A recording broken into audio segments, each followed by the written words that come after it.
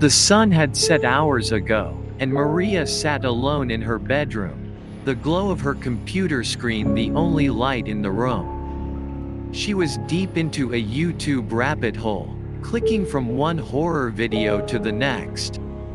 As she scrolled through the recommended videos, she came across a strange one titled, "The Last Video You Will Ever Watch." It had only been uploaded a few hours ago, and it already had over 1 million views. Maria's curiosity got the better of her, and she clicked on the video. It began with a shaky, grainy footage of a dark forest. The camera seemed to be moving through the trees, as if someone was holding it and walking.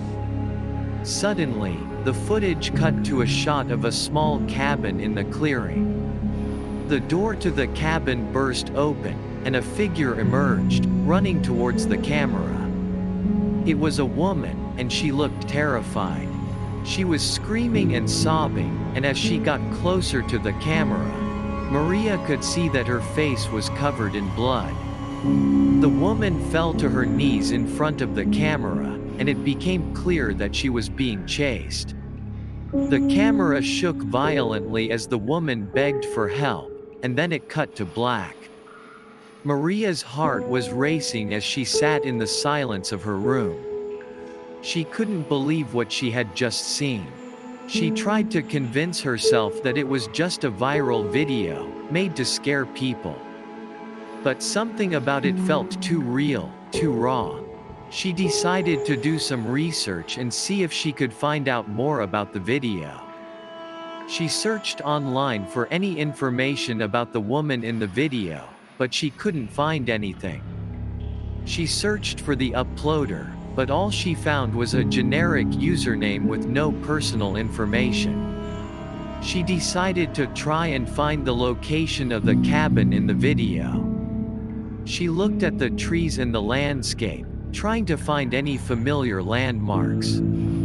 After an hour of searching, she thought she had found the location. It was a small town in the middle of nowhere, about a 10-hour drive from where she lived. Maria knew she shouldn't go, but she couldn't shake the feeling that she had to find out the truth about the video. She packed a bag and set out on the long drive. As she drove through the night, she couldn't shake the feeling that she was being watched. She kept checking her rearview mirror, but she saw nothing but darkness.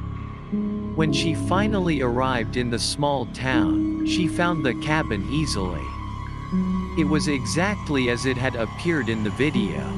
She parked her car and approached the cabin cautiously. As she got closer, she could hear faint noises coming from inside. It sounded like someone was crying. She hesitated for a moment, but then she pushed open the door and stepped inside. The cabin was dark and musty, and the air was heavy with the smell of blood. She could hear the crying more clearly now, and it sounded like it was coming from the back room. She followed the sound, her heart pounding in her chest. When she reached the back room, she found the woman from the video, huddled in the corner. She was covered in blood and bruises, and she looked up at Maria with pleading eyes. "Please help me," she whispered. "He's coming back." Maria didn't know what to do. She had no idea who the woman was talking about, or what was happening. She tried to call for help, but her phone had no service. Suddenly, the door to the cabin burst open, and a figure appeared in the doorway.